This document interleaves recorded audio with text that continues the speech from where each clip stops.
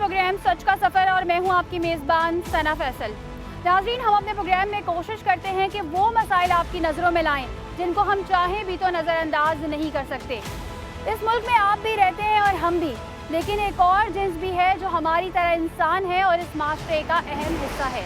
जी हाँ, हम बात कर रहे हैं ख्वाजा सराओं की, जिनको आज भी लोग हक़ारत की नज़र से देखते हैं। इनको तफरीह का बायस तो समझा जाता है, मगर इंसान समझने को कोई तैयार नहीं।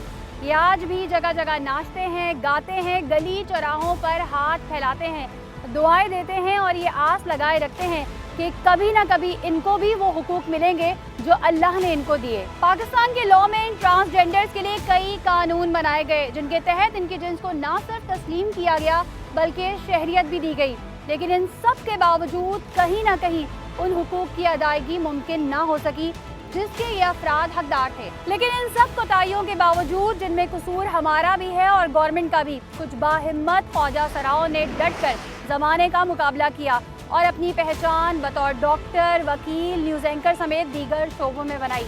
यहाँ तक कि मॉडलिंग की दुनिया में भी अपना नाम बनाया और इस बात को गलत साबित कर दिया कि ये कुछ नहीं कर सकते। ये बात भी अपनी जगह ठीक है कि ये ख्वाजा सरा कई बुराइयों का हिस्सा भी बनते हैं, लेकिन सवाल ये है कि क्यों ये लोग गलत काम करते हैं, क्योंकि करवाने वाले भी माशरे के दीगर अफराद ही हैं।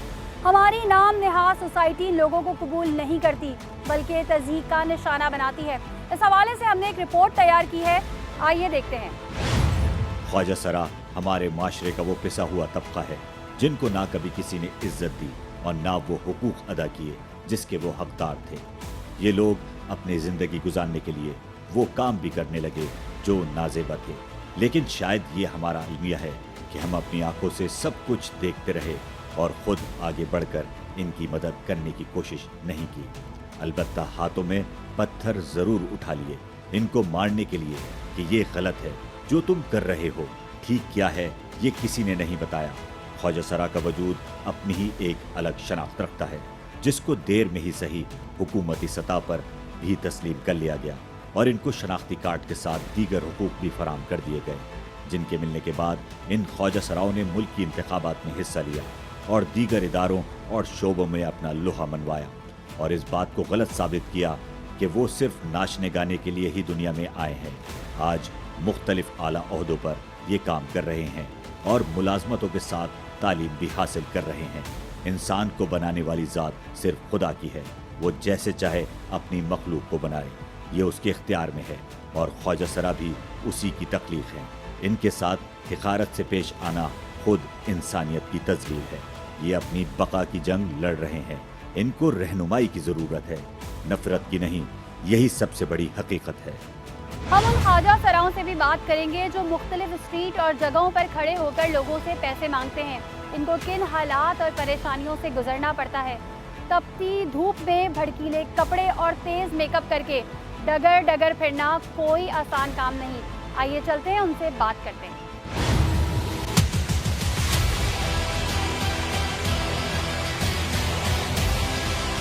नाज़रीन, इस वक्त मैं डिस्को बेकरी के पास मौजूद हूँ और वहाँ रोड के उस पार हमें ट्रांसजेंडर नजर आ रहे हैं जो कि भीख मांग रहे हैं। आइए चलते हैं, उनसे बात करते हैं।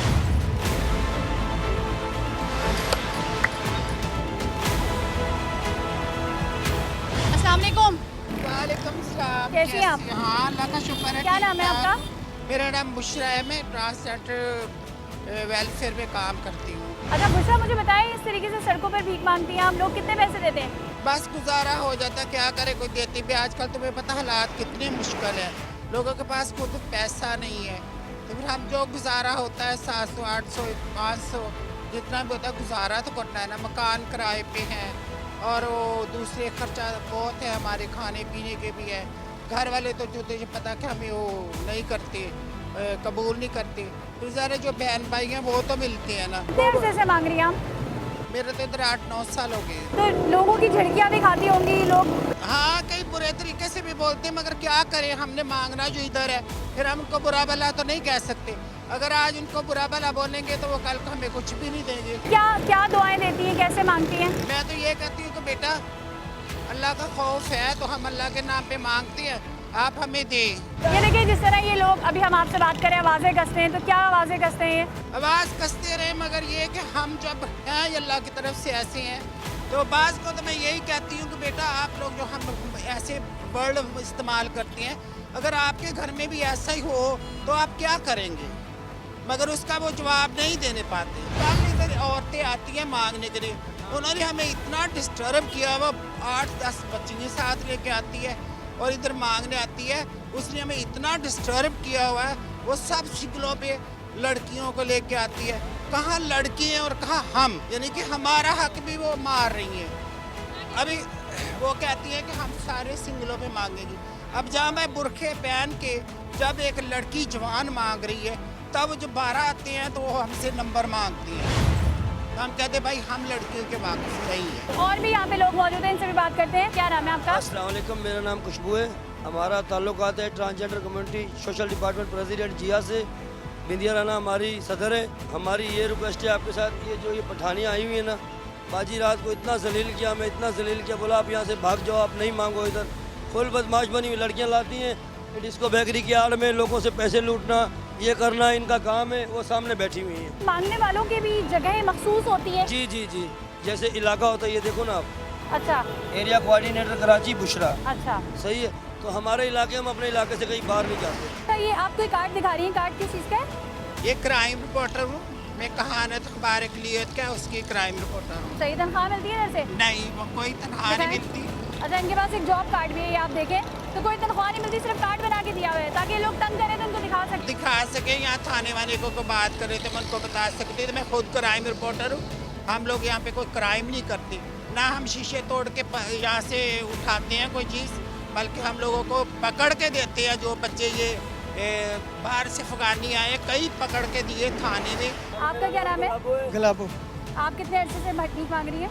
मैं पहले डांसर थी, उसको डांसर थी, अब बुढ़ी हो गई, भी मांग रही हूँ। लोगों का रवैया कैसा होता था आपके साथ? कोई अच्छा भी होता है, कोई बुरा भी रवैया होता किसी सही, क्या बुरा सलूक करते थे? कोई इधर से चूड़ियाँ, प्रोग्राम में चूड़ियाँ बांटते, कोई कुछ करते। जो कमानी होती है, यानी कि लड़के जब शराब पी के डांस करते हैं, तो जब वो छोटी उम्र के बच्चे जो डांस करते हैं उनके साथ करते भी कुछ कर, कोई चूड़ी काटते थे, कोंगले मारते थे, कुछ करते थे। ख्वाजा सराओं पे तशद्दुद के भी बड़े वाक़े होते हैं। कभी कोई ऐसा इंसिडेंट हुआ कि किसी से भीख मांगी हो, उतर के उसने बदतमीजी की हो, मारा हो, या कोई? नहीं, पहले तो करते थे, मगर अब हमने रवैया ऐसा नहीं, अभी बदतमीजी नहीं करते। हमारे ऊपर उंगलियां उठाई जाती हैं और बाज़ लोग ये कहते हैं कि मर्द है। मैं तो कई दफ़ा जब कोई कहता मर्द है ना, तो मैं तो नंगी हो जाती हूँ और मैं दिखाती हूँ, देखिए मैं कौन सा मर्द हूँ, आप खुद जान सकते हैं। कोई कहता है इनके बच्चे हैं, कोई कहता है कुछ, कहता है तरह तरह की हूटिंग करते हैं, मगर अल्लाह इनको पूछेगा। हम तो अल्लाह के भरोसे पे आते हैं। आगे चलते हैं और लोगों से बात करते हैं।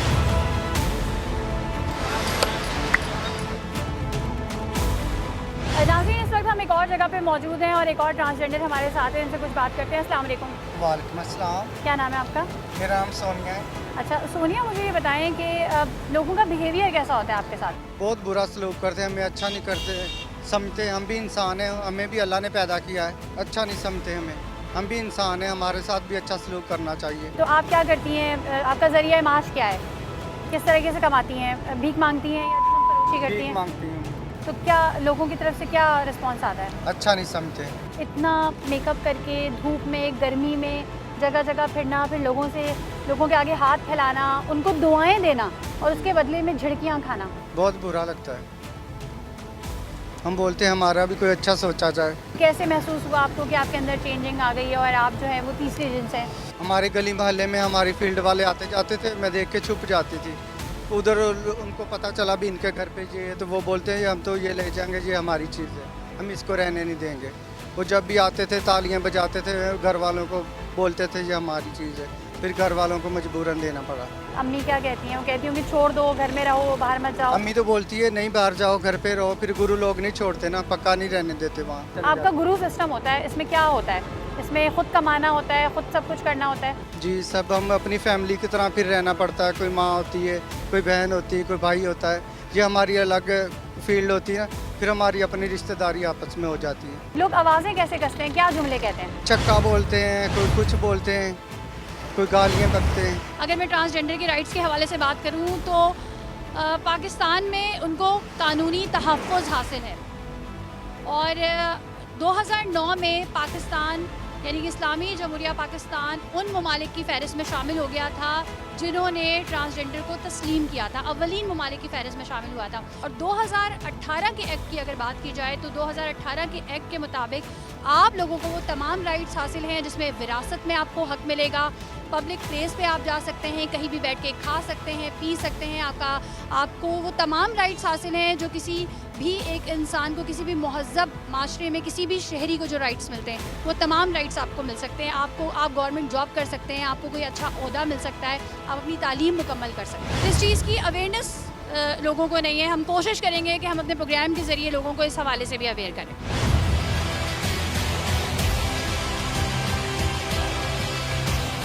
नाज़रीन, इस वक्त हमारे साथ एक ट्रांसजेंडर मौजूद हैं जो इसी तरह सड़कों पर, चौराहों पर जो है वो भीख मांगती हैं और इसी से जो है वो अपनी रोज़ी रोटी का बंदोबस्त करती हैं। आइए इनसे कुछ बात करते हैं। अस्सलाम वालेकुम। वालेकुम सलाम। क्या नाम है आपका? मेरा नाम है बेबी। अच्छा बीबी, असल नाम क्या है आपका? असल नाम मोहम्मद जवेद। कब से इस तरीके से भीख मांग रही हैं? तो बाजी में तो 10-12 साल हो गए मांगते मांगते। इससे लोगों का रवैया कैसा होता है? बाजी देखें, हर तरह के बंदे मिलते हैं। कोई अच्छे भी होते हैं जो हम लोगों से प्यार करते हैं, कोई बुरे भी हैं जो हम लोगों से नफरत करते हैं। कोई कहते हैं दफ़ा हो चले जो यहाँ से, तो हम उनको आगे बोलते हैं बाजी अल्लाह ना कर तेरे घर पे ऐसा पैदा हो जाए हमारे जैसा, तो आप क्या करोगी, कहाँ फेंकोगी? वो भी तो रोडों पे खड़ा होकर धक्के खाएगा बेचारा।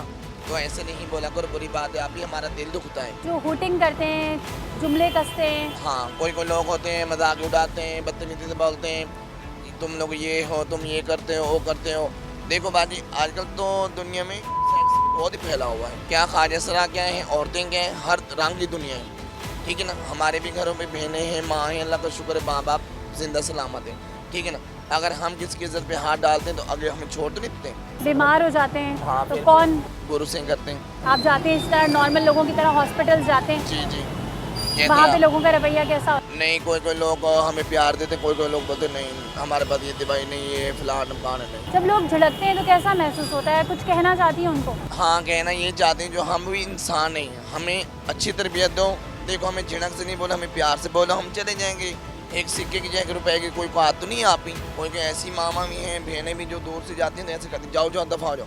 कोई के ऐसे भाई भी हैं, बेटे भी हैं, जाएं बेटा दे दो ना, वो कहते अच्छा देता हूँ। वॉलेट में देखते हैं अगर नहीं होता तब बेटा नहीं खुले, फिर कभी मिलूंगा दे दूंगा। और कुछ गलत जुमले भी कहते होंगे? हाँ, कोई बोलते हैं आ जाओ हमारे से बैठो करो, इतने पैसे देंगे, ये करेंगे। हम मगर बोलते हैं नहीं भैया हम नहीं कर जाती, तुम्हारे सामने यहाँ पे खड़ी होती, धूप है, सर्दी गर्मी, यहाँ पे खड़ी होती, यहाँ पे मांगे हम घर चल जाते हैं। क्या नाम है आपका?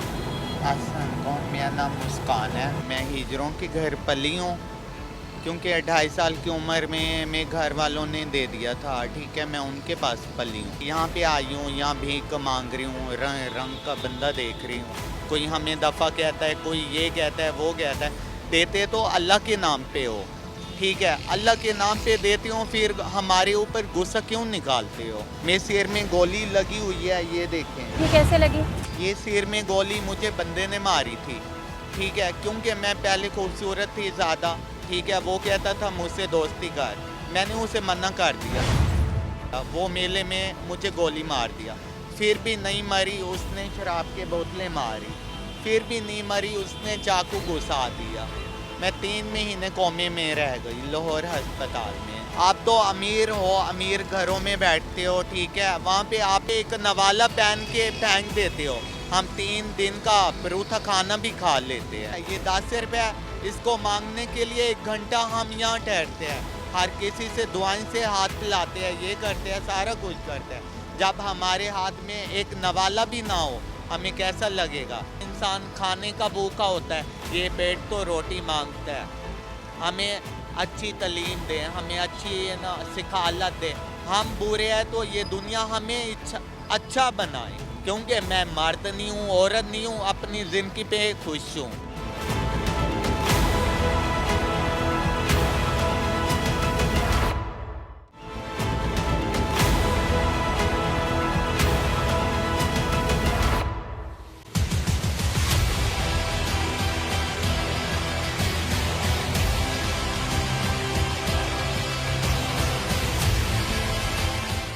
हमने आपको ख्वाजा सराओं की ज़िंदगी की वो सच्चाई दिखाने की कोशिश की है जो असल में हकीकत है।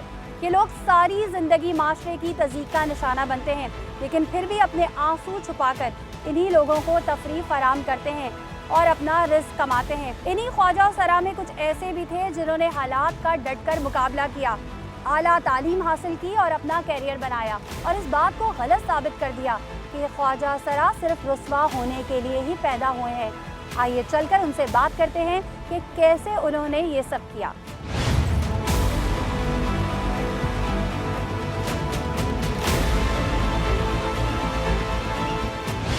नाज़रीन, इस वक्त आप देख सकते हैं मेरे हाथ में ये ट्रेडिशनल सी डॉल है जिसने बहुत खूबसूरत सा लिबास पहना हुआ है और साथ साथ आप देख सकते हैं कि इसके हाथों में ये चूड़ियाँ हैं और इस तरह की चूड़ियाँ जो है वो हमारे थर में ख़वातीन पहनती हैं और सर में जो है वो इसके मटका है और यहाँ पे भी देखें एक मटका बना हुआ है, ऐसा लग रहा है जैसे ये पानी लेने जा रही है। और ये खूबसूरत सा आर्ट का शाहकार किनका है उनसे मैं आपको मिलवाने जा रही हूँ। हमारे साथ मौजूद हैं हिना गुल जो कि एक ट्रांसजेंडर हैं और एक्टिविस्ट भी हैं और उसके अलावा ये ट्रेडिशनल काम जो है वही करती हैं, आर्ट एंड क्राफ्ट में काफ़ी महारत रखती हैं और घर पे ही ये तमाम चीज़ें तैयार करती हैं। अस्सलाम वालेकुम हिना। वालेकुम अस्सलाम। कैसी हैं आप हिना? बिल्कुल ठीक हूँ, अल्लाह का शुक्र है। हिना, बहुत खूबसूरत आपका काम है। मुझे सबसे पहले बताइए इंस्पिरेशन आपको कहाँ से? ये तो बचपन में सलाहियत है मेरे अंदर, क्योंकि मैं हैंडीक्राफ्ट का काम और स्कूल में जब पढ़ती थी तो मुझे ड्राइंग में 100 में से 100 मिलता था हर दफ़ा।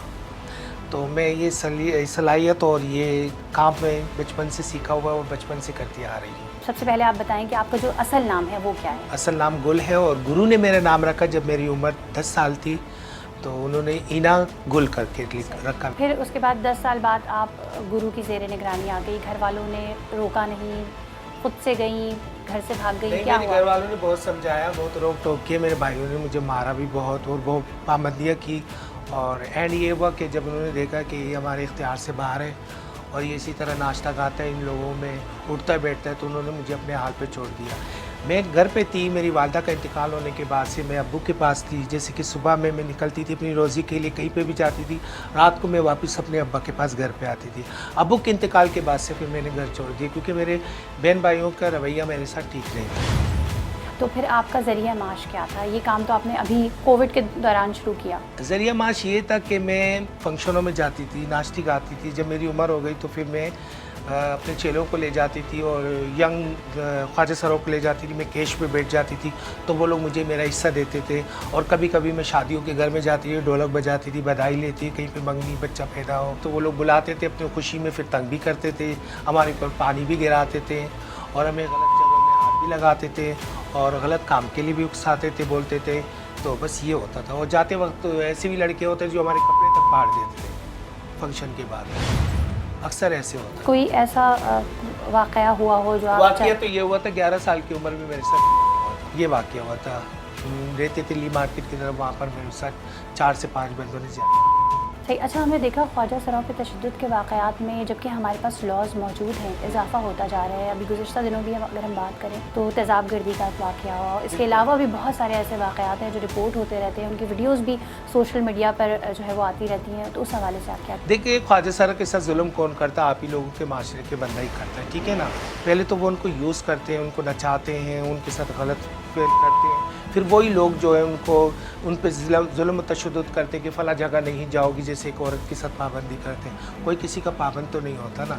अगर वो अपनी आज़ादी से जीना भी चाहे तो वो उसको जीने नहीं देते कि भाई आप फलाने जगह में फंक्शन नहीं करोगी, फलाने बर्ड से नहीं मिलोगी, फ़ोन में किससे बात कर रही तो इस तरह करते हैं। अगर वो ख्वाजा सरा उसकी प्रॉपर्टी समझने लगते हैं, प्रॉपर्टी समझने लगते हैं। अगर ख्वाजा सरा उसकी बात नहीं माने तो फिर वो इस तरह उन पर तेज़ाब गिरा देते हैं, उनके बाल काट देते हैं। थोड़ा सा गुरु सिस्टम के हवाले से भी बताइए, क्योंकि जैसा कि आपने बताया कि अब आप भी काफ़ी सीनियर हो चुकी हैं तो आपके अंडर भी काफ़ी सारी लड़कियां होती हैं, तो वो ये सिस्टम क्या मेरे होता है? माशाल्लाह बहुत सारे पढ़े लिखे शागिर्द भी हैं और ऐसे भी हैं जो अच्छे अच्छे ओहदे पे हैं और तालीम उन्होंने हासिल करी और अच्छे अच्छे ओहदे पे काम भी कर रहे हैं। गुरु चेला सिस्टम ये होता है, गुरु एक बाप होता है, माँ बाप की तरह अपने चेलों को गाइड करते हैं, उनको उठने बैठने की तमीज़ सिखाते हैं, उनको ये बताते हैं कि आपने रोज़ी पे जाना है, क्या करना है, शादी वाले घर में जाके क्या करना है, किस तरह नाचना गाना है, किस तरह तमीज़ से और तरीके से दुआओं के साथ उनसे बधाई लेनी है। जब नए लोग आपके पास आते हैं तो आप किस तरीके से उनको एक्सेप्ट करते हैं या समझाते हैं, या समटाइम ऐसा हुआ है कि आपने लोगों को समझा के वापस उनकी ज़िंदगी में भेजा हो?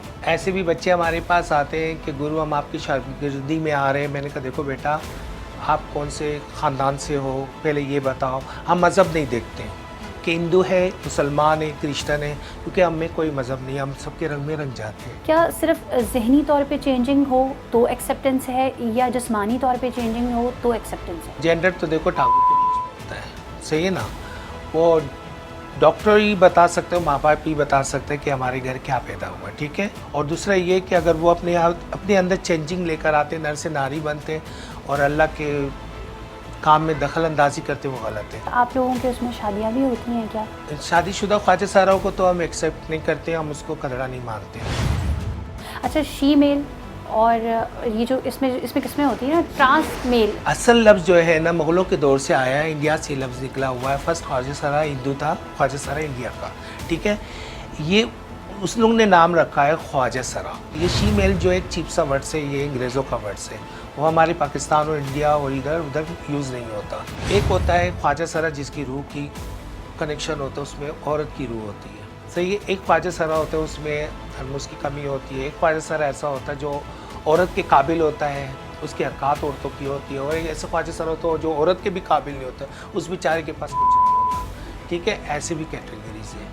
और ट्रांसमैन जिसको बोलते हैं, जो औरत से मर्द बनते हो मगर औरत से आदमी बनना उसकी ज़िक्र नहीं। आप लोगों के यहाँ भी जिस तरह से इंतकाल होता है तो कैसे तदफीन होती है, नमाज जनाजा कैसे होता है? लोग वो सवाल करते हैं कि आज तक हमने ख्वाजा सारा का जनाजा नहीं देखा, क्योंकि हम खुद नहीं जाते। अब मैं हूँ ना, मेरे ख्वाजा सराओं को पता है मेरे बहन भाई कहाँ रहते हैं।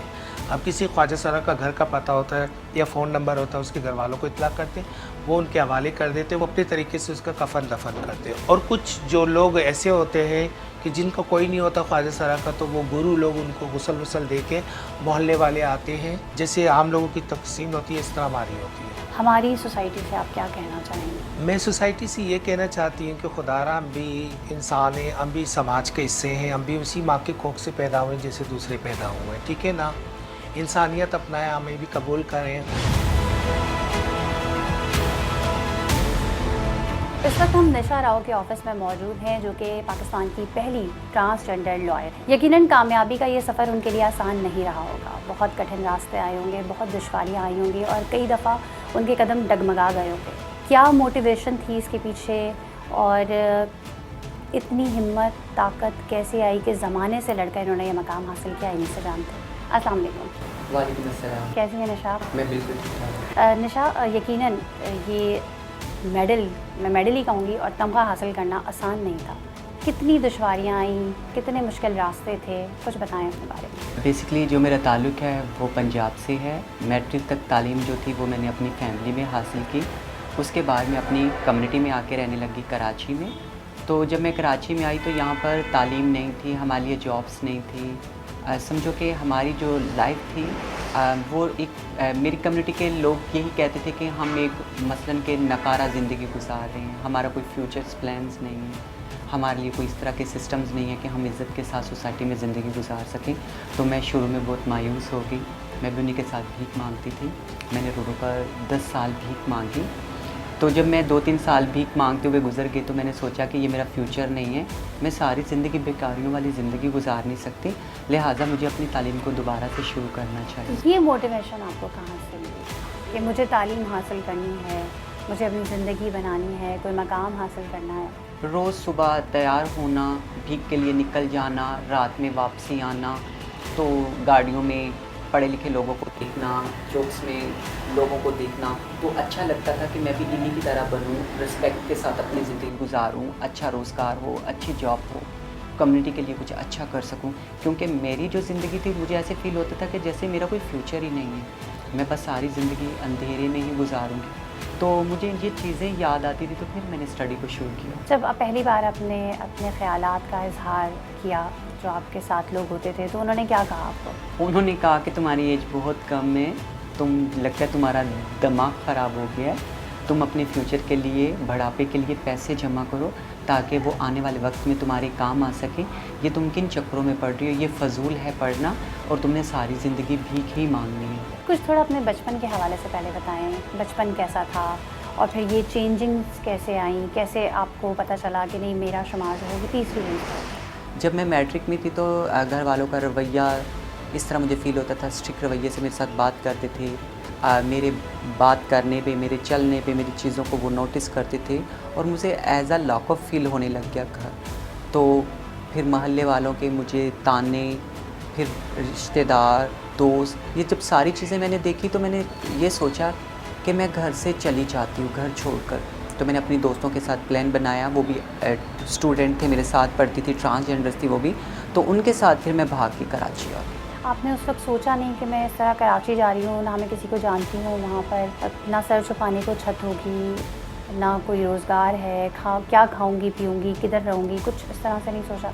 जब मैं यहाँ पर आई तो मुझे पता चला कि बहुत ज़्यादा प्रॉब्लम्स होती हैं, हैंड टू माउथ सिस्टम है, सोसाइटी में बहुत ज़्यादा बैरियर्स हैं, रिजेक्शन का सामना होगा, एजुकेशन नहीं होगी, मेरे पास आईडी कार्ड नहीं है, मेरे पास जॉब नहीं होगी, तो मुझे रोडों पर भीख मांगनी होगी।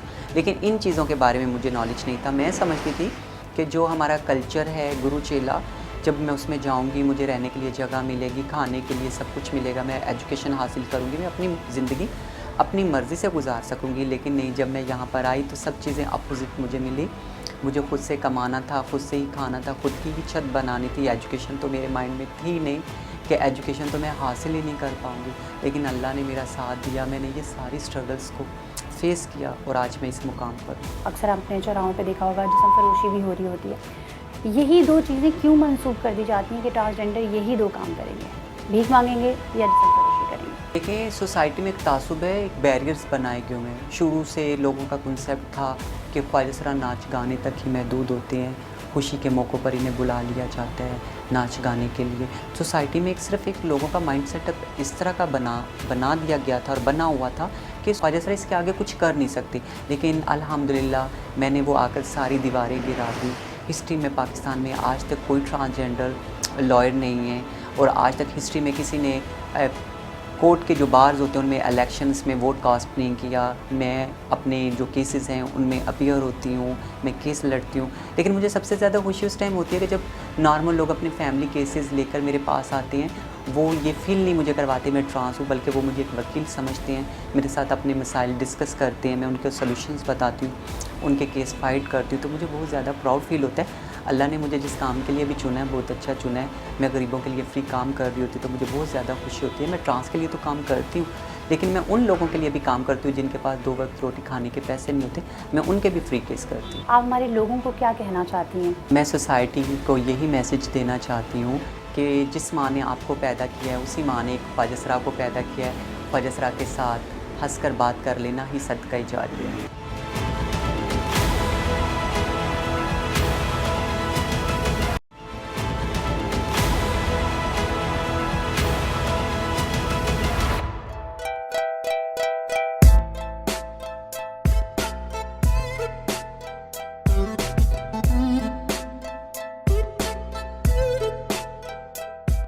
नाज़रीन, इस वक्त हमारे साथ मौजूद हैं फेमस मॉडल हैं, स्क्रीन पर आप अक्सर उन्हें देखते होंगे। इसके अलावा एक्टिविस्ट भी हैं। कामी सद हमारे साथ मौजूद हैं। अस्सलाम वालेकुम। वालेकुम अस्सलाम। सना कैसी हैं आप? अल्हम्दुलिल्लाह, आप बताएं कैसी? मैं बिल्कुल ठीक हूँ। अच्छा कामी, जो आपका रियल नाम है वो क्या है? रियल नाम जो घर वालों ने रखा वो तो चौधरी मोहम्मद कामरान अनवर है और मेरे नाम की मतलब ही सक्सेस है। एंड यू कैन सी कि अब अगर हम सक्सेस की बात करें तो नाउ हाँ फाइनली मैंने वो मुकाम हासिल कर लिया जो शायद मैं करना चाहती थी। बिल्कुल। और नाम तो आई डोंट नो, नाम मर्दाना या जनाना नहीं होता, नाम नाम होता है मेरा ख्याल है। और हम तो शायद वो अभी तक उसी स्टेरियोटाइप में है ना कि हो इसका तो जनाना नाम है तो इसका मर्दाना नाम है। तो मैंने कामी चूज़ किया। मुझे बचपन से लोग स्कूल में भी, मेरे नेबरहुड में भी, मेरे घर वाले भी, मेरे फ्रेंड्स भी मुझे कामी कहते थे। तो शायद मैंने कभी नाम बदलने की, लोग पूछते हैं कि तुमने कभी नाम बदलने की नहीं चाहा, तो मैंने कहा नहीं, मुझे नहीं लगता कि शायद नाम बदलने से शायद मेरी ज़िंदगी में कोई बहुत बड़ा चेंज आ जाएगा, तो शायद मैंने नाम बदलना नहीं चाहा। तो कामी शायद मैं उसमें बहुत कंफर्टेबल हूँ। अच्छा कामी, ये बताइए बचपन कैसा था आपका? बचपन बहुत मुश्किल था, मेरे लिए भी मुश्किल था और शायद मेरे घर वालों के लिए भी मुश्किल था, क्योंकि मेरी ये अंदर एक जनाना रूह की वजह से, मेरे फेमिनिन होने की वजह से शायद लोग मुझे उस तरह ट्रीट नहीं करते थे या ट्रीट करना नहीं चाहते थे, या उनको इतनी नॉलेज नहीं थी उस वक्त, या वो इतने सेंसिटाइज नहीं थे। तो जिसका जो दिल चाहा उसने वो करने की कोशिश की और मेरे घर वालों ने मुझे एक वक्त तक घर में संभाल के रखने की कोशिश की, क्योंकि उनको लगता था कि शायद मेरी जो हरकत व सकनात हैं वो मुख्तलिफ हैं और जिसकी वजह से उनको भी मुश्किलात पैदा हो सकती, तो वो मुझे वो बाहर नहीं निकलने देते थे, क्योंकि उनको पता था कि ये जो माशरा है वो मुझ जैसे बच्चों के साथ बेहतर बर्ताव नहीं करेगा। मुझ जैसे बच्चों के साथ आजकल हम देखते हैं कि हम तो किसी को भी नहीं छोड़ते ना, चाहे वो लड़का हो, लड़की हो, या ख्वाजा सरा हो, या कोई भी बच्चा हो, हम देखते हैं। तो मैं तो मासूम थी, मुझे नहीं पता था कि मैं मुख्तलिफ क्यों हूँ। तो ये तो शायद मेरे इर्द गिर्द के लोग, ये जो हमारी सो कॉल्ड टिपिकल सोसाइटी है, उन्होंने बताया कि मैं मुख्तलिफ हूँ और उन्होंने मुझे मुख्तलिफ तरीके से ट्रीट किया। अच्छा, मॉडलिंग कैसे स्टार्ट किया आपने, कैसे इस फील्ड में आई? ऑनेस्टली स्पीकिंग वो मेरा बिल्कुल भी आइडिया नहीं था। I was not ready at that time, because Pakistan में जो भी शख्सियत मकबूल होती है उसके बहुत सारे कॉन्सिक्वेंसेस होते हैं। उसमें पॉजिटिव भी लोग चीज़ें देखते हैं और नेगेटिव भी देखते हैं। तो 2016 में अगस्त में कुछ लोग मेरे पास आए, वन ऑफ माई फ्रेंड, जिसने कहा कि मॉडलिंग प्रोजेक्ट हमें करना है तुम्हारे साथ। मैंने कहा मैं सोचूंगी। मैंने 2-3 महीने सोचा, नवंबर में कहा कि चलो यार कर लेते हैं। मैं उस वक्त ऐसी थी कि चलो एक मॉडलिंग का काम है, चलो फ़ोटो सेशन करेंगे, उसके बाद तुम कौन और मैं कौन। वो मैं करके घर आ गई। तो 2-3 दिन बाद मुझे पता चला कि वो तो दुनिया जहान में छप गया और मैं आगे आगे भाग रही हूँ, टीवी न्यूज़ वाले पीछे पीछे भाग रहे हैं। तो मैंने फिर काफ़ी सारे लोगों से इसके बारे में डिस्कस किया, जो भी मेरे वेल विशर थे, मेरे करीबी लोग थे। तो उन्होंने कहा कि जब एक चीज़ कर ली तो उसको अब तुम्हें परस्यू करना चाहिए, इससे बहुत सारे और लोगों के लिए एवेन्यूज़ खुलेंगे। और मैंने उसको परस्यू किया और बहुत सक्सेसफुल रहा वो।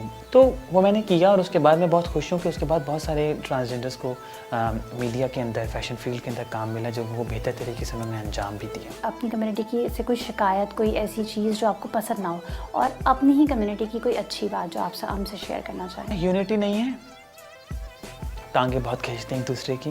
ये नहीं देखते कि पर्सनल चीज़ क्या है और प्रोफेशनल चीज़ क्या है। अगर ये चीज़ ख़त्म हो जाए तो शायद हम बहुत कामयाब लोग हों। शायद पाकिस्तान का प्राइम मिनिस्टर भी ख्वाजा सरा हो सकता है, क्यों नहीं हो सकता। और अच्छी बात यह है कि मिलजुल के बैठते हैं कभी कभार। जब आपस की खुन्नस ना हो तो मिलजुल के बैठते हैं कहीं ना कहीं। तो ये जो मैंने प्राइम मिनिस्टर वाली बात की, पिछले दिनों मैं एक सेशन में थी तो मेरी ही कम्युनिटी एक बच्ची ने मुझसे सवाल किया, हो सकता है कि पाकिस्तान में ख्वाजा सरा प्राइम मिनिस्टर हो? मैंने कहा क्यों नहीं हो सकता, हो सकता है भाई। हम ऐसे तो नहीं है ना कि हम कोई खलाई मखलूक को या कंप्यूटर का बटन दबाया और हम एंटर होकर बाहर आ गए हो प्रिंट के ज़रिए। नो, ऐसा नहीं है, हो सकता है। बात सिर्फ अपॉर्चुनिटी है और हमें एक रास्ता देने की है, तो शायद कोई पॉलिटिकल पार्टी नहीं सोचती। लोगों से कुछ कहना चाहती हैं? मफाद परस्ती कम करें और हर इंसान को इंसान समझें। उसका भेस क्या है, वो किस तरह का कपड़ा पहनता है, किस तरह चलता है, किस तरह उठता है, बैठता है, वो आपका इशू नहीं है, वो उनका इशू है, वो खुद निपटा लेंगे। हम मॉडर्न तो बहुत हो गए हैं, पर शायद हम दूसरे जो भी नॉर्म्स हैं उनको भूल गए। तो उनको मत भूलें, उनको अपनी आम जिंदगी में उनको आजमाने की कोशिश करें, तो शायद आप भी सक्सेसफुल रहेंगे और हम जैसे लोग।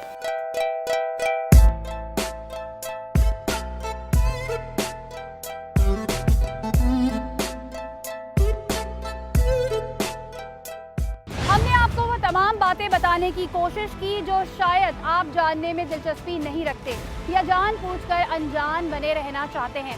हमें इन ट्रांसजेंडर्स को दिल से कबूल करना पड़ेगा, क्योंकि यही सच्चाई है। क्योंकि हम बहैसियत इंसान इन लोगों को वो इज्जत देने के लिए तैयार नहीं है जिसके ये हकदार हैं।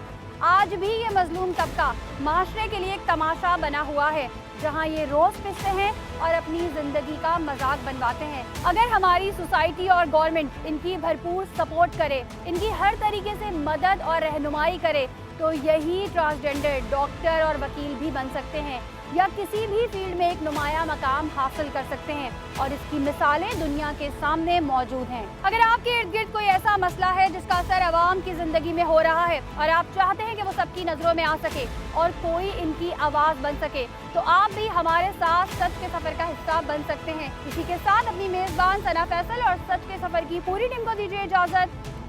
अल्लाह हाफ़िज़।